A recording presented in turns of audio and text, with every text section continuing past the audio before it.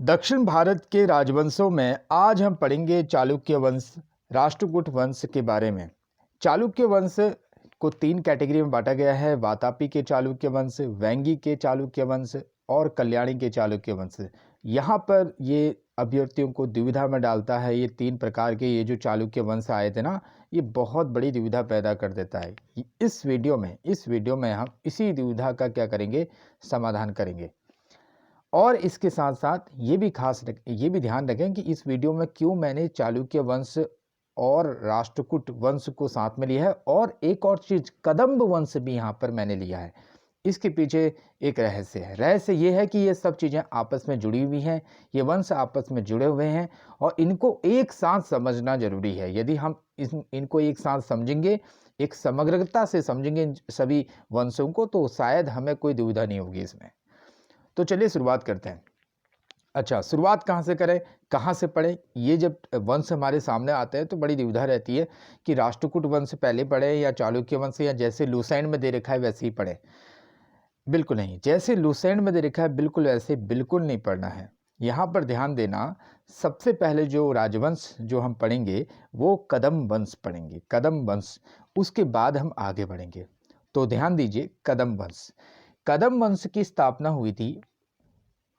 हुई थी मयूर सरमन के द्वारा। ध्यान देना बच्चों, मयूर सरमन के द्वारा कदम्ब वंश की स्थापना हुई थी। किसके द्वारा? मयूर सरमन। मैं यहाँ पर लिख देता हूँ मयूर सरमन, हालांकि लुसेंट में है ये।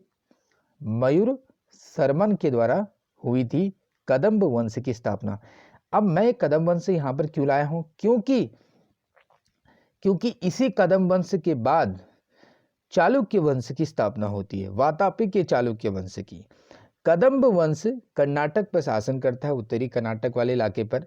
और कदम्ब वंश की राजधानी थी वनवासी। क्या थी इसकी राजधानी? कदम्ब वंश की राजधानी का नाम था वनवासी। वनवासी इसकी राजधानी का नाम था और ये कर्नाटक वाले एरिया में शासन करता था, कदम्ब वंश।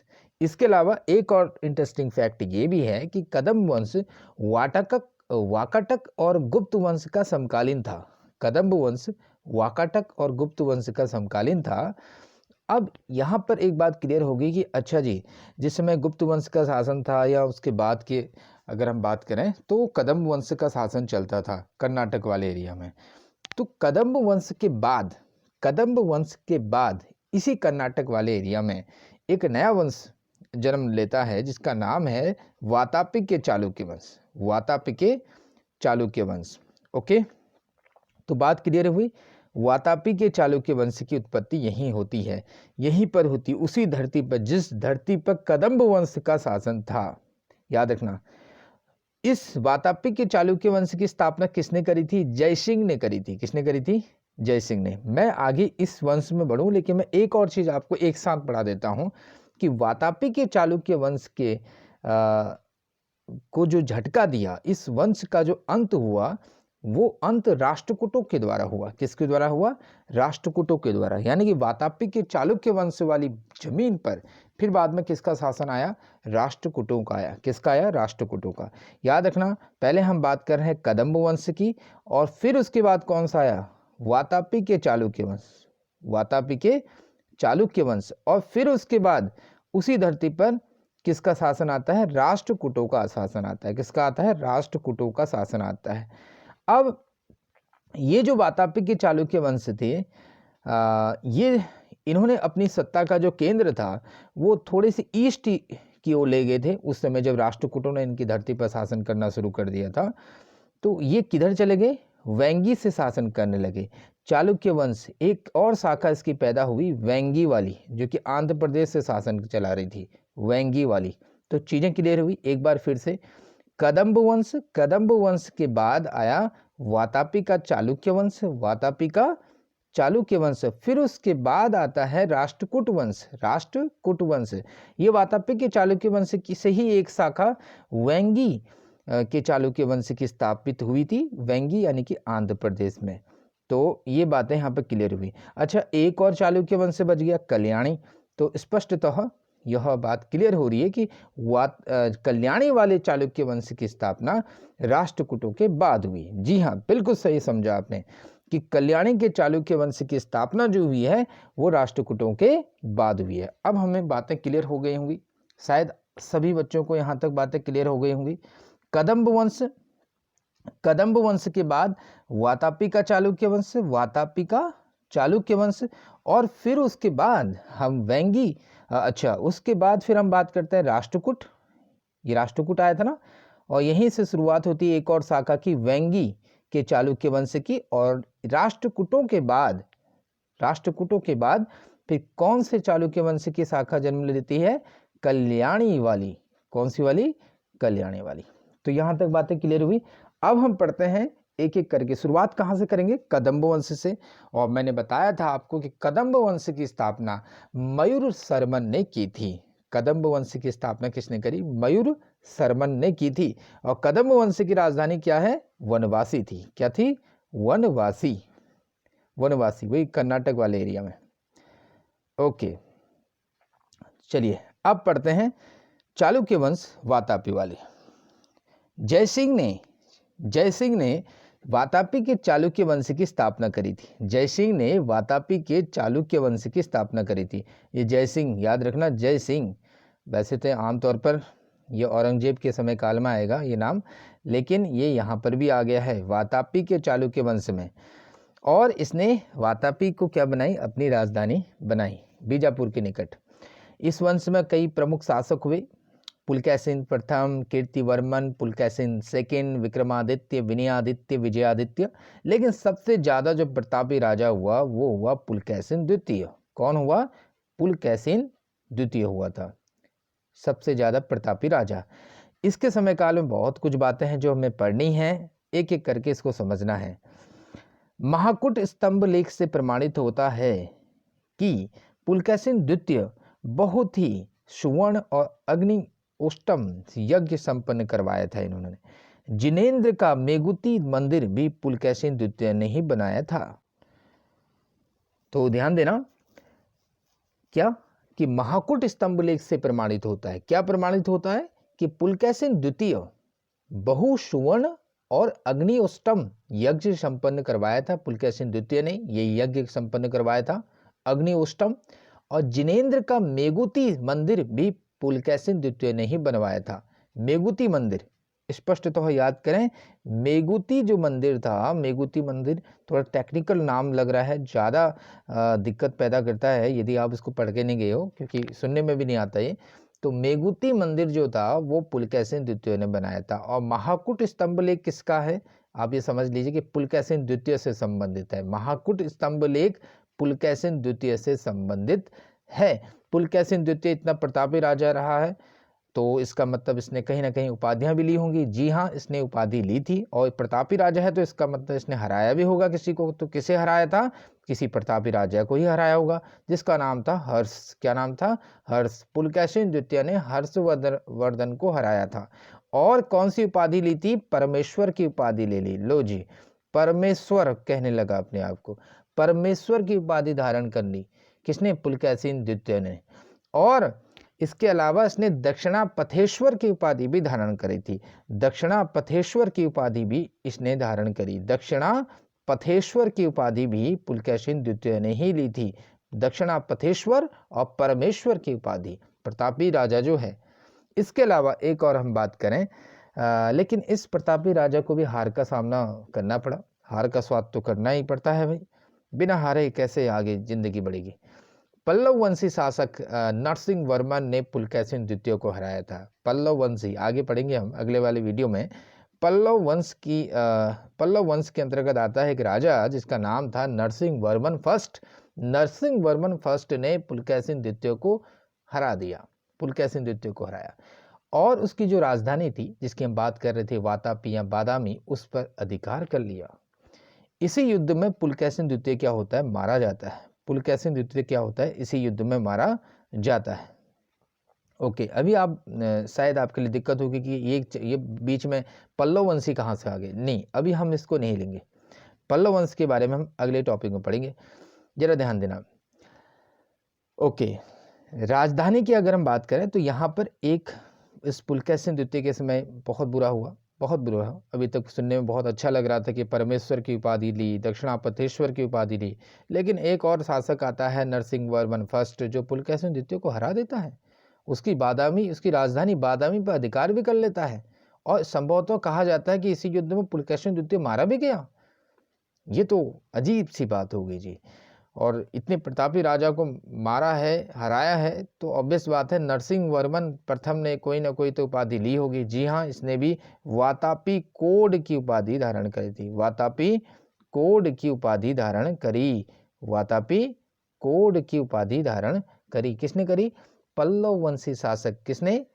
नरसिंह वर्मन फर्स्ट ने। नरसिंह वर्मन फर्स्ट ने। अच्छा, ये जो हम बात कर रहे हैं ना यहाँ पर बादामी कदम्ब वंश, फिर उसके बाद हमने बात कर रहे हैं अभी वातापी की चालुक्य वंश, वेंगी की हम बात कर रहे हैं, फिर कल्याणी की मैंने आपको बताया था, राष्ट्रकूट बताया, लेकिन ये जो बीच में पल्लव वंशी आ गया, चलो बात हो रही तो बता देते हैं। कांची इनका जो केंद्र था, सत्ता का जो केंद्र था वो कांची था, यानी कि तमिलनाडु वाला एरिया। यानी कि इनका एरिया थोड़ा सा क्या हो गया, अलग हो गया। इनका एरिया जो था वो अलग हो गया इन बाकी वंशों से। तो कहीं ना कहीं एक क्या था, एक पड़ोसी ये क्या थे, राज्य थे उस समय, तो भिड़ंत तो होनी ही थी, भिड़ंत तो होनी थी। ऐहोल अभिलेख का संबंध भी पुलकेशिन द्वितीय से ही है। पुलकेशिन द्वितीय से ही है ऐहोल अभिलेख का संबंध। ऐहोल अभिलेख याद रखना बहुत इंपॉर्टेंट है। ऐहोल अभिलेख का संबंध किससे है? पुलकेशिन सेकंड से है। इसके लेखक कौन थे ऐहोल अभिलेख के? रवि कीर्ति। कौन थे? रवि कीर्ति जो हैं वो इसके क्या थे? रवि कीर्ति कौन थे? ऐहोल अभिलेख के लेखक थे। ओके, आगे बढ़े। पुलकेशिन द्वितीय को के बारे में एक और चीज है कि अजंता के गुहा चित्र में, अजंता के जो गुहा चित्र हैं उसमें फारसी दूत मंडल को स्वागत करते हुए पुलकेशिन द्वितीय को दिखाया गया है। यानी कि किस राजा को दिखाया गया है? किस राजा को दिखाया गया है? अजंता के गुहा चित्र में फारसी दूत मंडल का स्वागत करते हुए पुलकेशिन द्वितीय को ही दिखाया गया है। किसे दिखाया गया? पुलकेशिन द्वितीय को दिखाया गया है। अब बात करते हैं आगे, इसमें क्या है कुछ खास। वातापी का निर्माणकर्ता कीर्तिवर्मन को माना जाता है। कीर्तिवर्मन को माना जाता है वातापी का निर्माण करता, यानी कि पुलकेशिन द्वितीय से पहले जो राजा बना था कीर्तिवर्मन, उसे यह श्रेय दिया जाता है कि उसने वातापी का निर्माण किया था। और एक और राजा यहाँ पर आता है विनयादित्य, जो पुलकेशिन द्वितीय के बाद विक्रमादित्य आता है, फिर उसके बाद आता है विनयादित्य। विनयादित्य ने सकलोत्तर पथनाथ की उपाधि धारण करी थी, क्योंकि उसने मालवा को जीत लिया था। किसको जीत लिया था? मालवा, मध्य प्रदेश वाले इलाके को जीत लिया था, और सकलोत्तर पथनाथ की उपाधि इसने धारण करी। किसने धारण करी? विनयादित्य ने। विनयादित्य ने। अच्छा, अब यहाँ पर एक और चीज आती है कि विक्रमादित्य सेकंड के समय काल में, इसी वंश के राजा विक्रमादित्य के समय काल में ही क्या होता है, दक्कन में अरबों ने आक्रमण कर दिया। विक्रमादित्य सेकंड काफी इंपॉर्टेंट है भी। विक्रमादित्य सेकंड, विक्रमादित्य सेकंड के शासनकाल में ही दक्कन में अरबों ने आक्रमण किया, और इस आक्रमण का मुकाबला विक्रमादित्य के भतीजा पुलकेशी ने किया था। इस अभियान की सफलता पर विक्रमादित्य ने इसे अवनी जनाश्रय की उपाधि प्रदान करी थी। याद रखना कि दक्कन में अरबों ने आक्रमण किया किसके शासनकाल में? विक्रमादित्य सेकंड के समय काल में, यानी कि चालुक्य वंश के राजा, वातापी के चालुक्य वंश उसमें चल रहा था। उसके राजा विक्रमादित्य सेकंड के शासनकाल में दक्कन में अरबों ने आक्रमण किया। दक्कन में अरबों ने आक्रमण किया, और अरबों ने वैसे 712 ईस्वी में सिंध पर हमला किया था और जीत भी लिया था। ये हमने पढ़ाया था। तो यहाँ कितना समय गया है आप देख लीजिए, 712, ज़्यादा कुछ समय नहीं बीता। विक्रमादित्य की प्रथम पत्नी जो थी लोक महादेवी ने पट्टदकल में विरूपाक्ष महादेव मंदिर, और उसकी दूसरी पत्नी त्रिलोक्य देवी ने त्रिलोकेश्वर मंदिर का निर्माण करवाया था। बहुत ज़्यादा इंपॉर्टेंट है वो क्या? विरूपाक्ष महादेव मंदिर। विरूपाक्ष महादेव मंदिर याद रखना, विरूपाक्ष महादेव मंदिर। इस मंदिर का निर्माण करवाया किसकी पत्नी ने? विक्रमादित्य की प्रथम पत्नी लोक महादेवी के द्वारा। अच्छा, विरूपाक्ष मंदिर कहाँ है? पट्टदकल में है। कहाँ पर है? पट्टदकल में। ओके, तो विरूपाक्ष मंदिर का संबंध जो है किस वंश के समय काल में बना था? ये चालुक्य वंश वातापी वाले में। ओके, इस वंश का जो अंतिम राजा था वो कीर्तिवर्मन सेकंड था और इसे इसके सामंत दंती दुर्ग द्वारा परास्त कर दिया गया और एक नए वंश की स्थापना हुई राष्ट्रकूट की। जैसा कि मैंने आपको बताया था पहले भी, राष्ट्रकूट वंश की स्थापना होती है दंती दुर्ग द्वारा। किसके द्वारा? दंती दुर्ग द्वारा, जब वो वातापी के चालुक्य वंश के अंतिम राजा कीर्तिवर्मन द्वितीय को परास्त कर देता है। तो राष्ट्रकूट वंश यहाँ से अब सामने आता है। अच्छा, राष्ट्रकूट वंश में हम आगे बढ़ें, हम पहले ये भी पढ़ लेते हैं चालुक्य वंश, ये जो वेंगी वाले चालुक्य वंश हैं इसके बारे में भी हम पढ़ लेते हैं। वेंगी के चालुक्य वंश का संस्थापक विष्णुवर्धन था और इसकी राजधानी वेंगी थी। तो यहाँ पर इसके संस्थापक ज़्यादा जरूरी हैं। वेंगी के चालुक्य वंश का संस्थापक जो था विष्णुवर्धन था, बाकी इसमें कुछ खास नहीं है। प्रतापी राजा विजयादित्य तृतीय था जिसका सेनापति पंडरंग था। बहुत ज़्यादा इंपॉर्टेंट जिसे हम मानेंगे वो है कि वेंगी के चालुक्य वंश का संस्थापक कौन था? विष्णुवर्धन था। ओके, तो यहाँ तक बात क्लियर हुई। एक बार फिर से फटाफट रिवाइज कर दूं। बिल्कुल, वातापी के चालुक्य वंश की हम बात कर रहे थे। इसके संस्थापक कौन थे? जयसिंह था। इसका संस्थापक कौन था? जयसिंह था। प्रतापी राजा की अगर हम बात करें तो पुलकेशिन द्वितीय था, जिसने परमेश्वर की उपाधि भी धारण करी थी और दक्षिणापथेश्वर की उपाधि भी धारण करी थी और इसने हर्ष को हराया था। लेकिन पल्लव वंशी शासक नरसिंह जो हैं तो नरसिंह वर्मन ने क्या कर दिया? नरसिंह वर्मन प्रथम ने पुलकेशिन द्वितीय को हरा दिया। कहा जाता है इसी युद्ध में पुलकेशिन द्वितीय मारा भी गया और उसकी राजधानी बादामी पर उसने कब्जा भी कर दिया था। इसी पुलकेशिन द्वितीय की अगर हम बात करें तो ऐहोल अभिलेख का जो संबंध है, जिसका लेखक रवि कीर्ति था, उसका संबंध पुलकेशिन द्वितीय से है। ऐहोल अभिलेख का संबंध किससे है? पुलकेशिन द्वितीय से है और इसका लेखक कौन था? रवि कीर्ति था। और अजंता के गुहा चित्र में फारसी दूत मंडल का स्वागत करते हुए किस राजा को दिखाया गया है? पुलकेशिन द्वितीय को दिखाया गया है। और इसके अलावा जो खास है वो ये है, विक्रमादित्य के शासनकाल में ही दक्कन में अरबों ने आक्रमण किया था। ओके, यहाँ तक बात होगी क्लियर। आगे बढ़ें, अब हम बढ़ेंगे चालुक्य वंश में, राष्ट्रकूट वंश में। किस में बढ़ेंगे? राष्ट्रकूट वंश के बारे में पढ़ते हैं। क्या है कुछ खास? अभी हमने पढ़ा था कि राष्ट्रकूट राजवंश का संस्थापक कौन था? दंती दुर्ग था, जिसने वातापी के चालुक्य वंश के अंतिम राजा कीर्तिवर्मन द्वितीय की क्या कर दी थी? द्वितीय को क्या कर दिया था? परास्त कर दिया था। तो दंती दुर्ग ने राष्ट्रकूट वंश की स्थापना करी थी और जैसा कि हमें पता ही है कि ये चालुक्य राजाओं के क्या थे? अधीन थे। इसकी राजधानी जो थी वो मान्यखेत थी। क्या थी? मान्यखेत। राष्ट्रकूट वंश में भी कई प्रतापी राजा हुए। आइए पढ़ते हैं राष्ट्रकूट वंश के बारे में। एलोरा के प्रसिद्ध कैलाश मंदिर का निर्माण जो करवाया था वो कृष्ण प्रथम ने करवाया था। तो यहाँ पर कला और साहित्य के क्षेत्र में, कला संस्कृति के क्षेत्र में राष्ट्रकूट राजाओं के द्वारा काम किया गया। तो कृष्ण प्रथम ने एलोरा का प्रसिद्ध कैलाश मंदिर का निर्माण करवाया था। वैसे तो सिंपल तरीके से पहले ये पता होना चाहिए कि एलोरा का कैलाश मंदिर जो है वो किस वंश के राजाओं ने बनाया था? राष्ट्रकूट वंश के राजाओं ने बनाया था। एलोरा का प्रसिद्ध कैलाश मंदिर जो बनाया था वो राष्ट्रकूट वंश के राजाओं ने बना था, जिसमें से आपको पता होना चाहिए कृष्ण प्रथम ने बनाया था। किसने बनाया था? कृष्ण प्रथम ने बनाया था। इसको आप ऐसे में समझ लेना कि कृष्ण जो थे वो कैलाश के भक्त हैं, ऐसे समझ लेना। कृष्ण जो हैं वो कैलाश यानी कि भगवान भोलेनाथ के भक्त हैं, ऐसे समझ लेना। तो कृष्ण प्रथम, और इस मामले में वो नंबर 1 कैटेगरी में थे, तो कृष्ण प्रथम हो गया।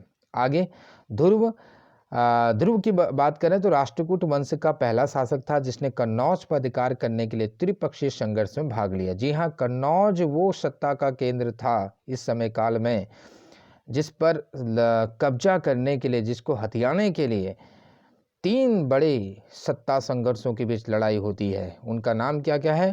पाल, प्रतिहार और राष्ट्रकूट। याद रखना, राष्ट्रकूट हो गए, इसके अलावा पाल और प्रतिहार, इन तीनों के बीच संघर्ष होता है कन्नौज पर अधिकार करने के लिए। इसी को हम त्रिपक्षीय संघर्ष कहते हैं। और राष्ट्रकूटों की तरफ से वो राजा कौन था जिसने इस त्रिपक्षीय संघर्ष में पहली बार हिस्सा लिया? उसका नाम था ध्रुव। क्या नाम था? ध्रुव था। ध्रुव पहला राष्ट्रकूट शासक था जिसने इस त्रिपक्षीय संघर्ष में भाग लिया था। और प्रतिहार नरेश वत्सराज और पाल नरेश धर्मपाल को इसने क्या करा था, पराजित किया रहा था। याद रखना, पहले तो इसने इस त्रिपक्षीय संघर्ष में हिस्सा लेने वाला पहला शासक ध्रुवी था, और प्लस दूसरी बात वो ये है कि जीत कर भी आया था। इसने प्रतिहार नरेश और पाल नरेश धर्मपाल को क्या कर दिया था, पराजित कर दिया था। ध्रुव को इसलिए धारावर्ष भी कहा जाता है, इसको धारावर्ष भी कहा जाता है। इसके बाद जो एक और प्रतापी राजा आता है राष्ट्रकूट वंश के अंतर्गत, उसका नाम था गोविंद तृतीय। गोविंद तृतीय ने भी त्रिपक्षीय संघर्ष में भाग लिया था, त्रिपक्षीय संघर्ष में भाग लिया और नागभट्ट द्वितीय को क्या करा था, हराया था, पराजित किया था। नागभट्ट द्वितीय कौन था, प्रतिहार वंश का शासक था नागभट्ट द्वितीय, उसको भी पराजित किया। और इसके अलावा जो धर्मपाल था उसे भी क्या कर दिया, इसने पराजित कर दिया। यानी कि राष्ट्रकूट वंश के राजा एक के बाद एक मैच जीत कर आ रहे हैं। पहले ध्रुव ने बहुत अच्छी बैटिंग करी, फिर उसके बाद गोविंद तृतीय आए और उन्होंने भी छक्के छुड़ा दिए अपने दुश्मनों के। उसके बाद आते हैं और आगे, तो गोविंद तृतीय के बारे में ये भी बताया जाता है कि इन्होंने पल्लव, पांड्य, केरल और गंग शासकों के संघ को भी हराया था। गोविंद थर्ड ने, गोविंद तो माया ही अपरंपार है गोविंद की, लेकिन इस मामले में यहाँ पर थर्ड की बात आ रही है, फर्स्ट की बात नहीं आ रही है, थर्ड की बात थी। इन्होंने पल्लव, पांड्य, केरल और गंग शासकों के संघ को हराया था गोविंद थर्ड ने। फिर उसके बाद एक और राजा का नाम यहाँ पर हमें पढ़ना है, वो है अमोघ वर्ष। अमोघ वर्ष जो था वो ज़्यादा मैं कहें तो ज़्यादा हार्ड पावर पर विश्वास नहीं करता था, सॉफ्ट पावर वाला राजा था।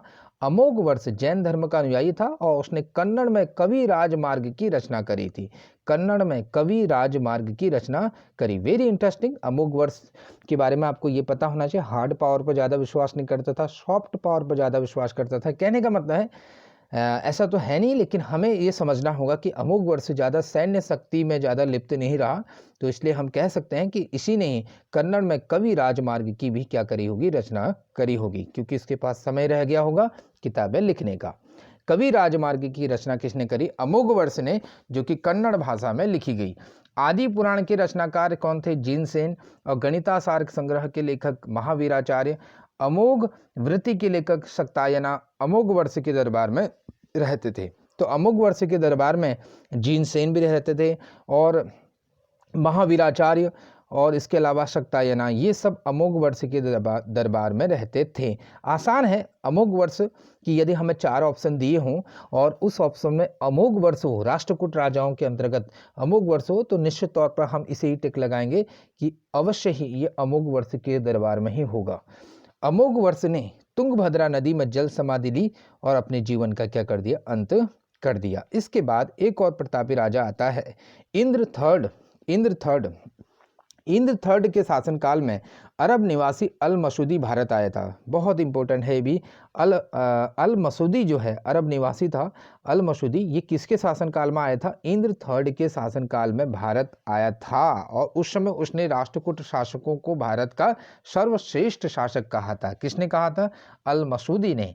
राष्ट्रकूट वंश का जो अंतिम महान शासक हुआ वो कृष्ण थर्ड हुआ, और इसी के दरबार में कन्नड़ भाषा के कवि पौन्न रहते थे जिन्होंने शांति पुराण की रचना करी। अब यहाँ पर थोड़ी सी बात कंफ्यूजिंग होगी। अभी तक तो हम अमोघ वर्ष की बात कर रहे थे, लेकिन मान लीजिए आ जाए कवि पौन्न किसके दरबार में रहते थे, तो अवश्य ही यहाँ पर हमें ध्यान देना होगा, ये कृष्ण थर्ड के दरबार में रहते थे। कवि पौन्न अमोघ वर्ष के दरबार में नहीं रहते थे, जबकि कृष्ण थर्ड के दरबार में रहते थे। कौन, कवि पौन्न, कन्नड़ भाषा के कवि पौन्न रहते थे जिन्होंने शांति पुराण की रचना करी। किसकी रचना करी, शांति पुराण की रचना करी।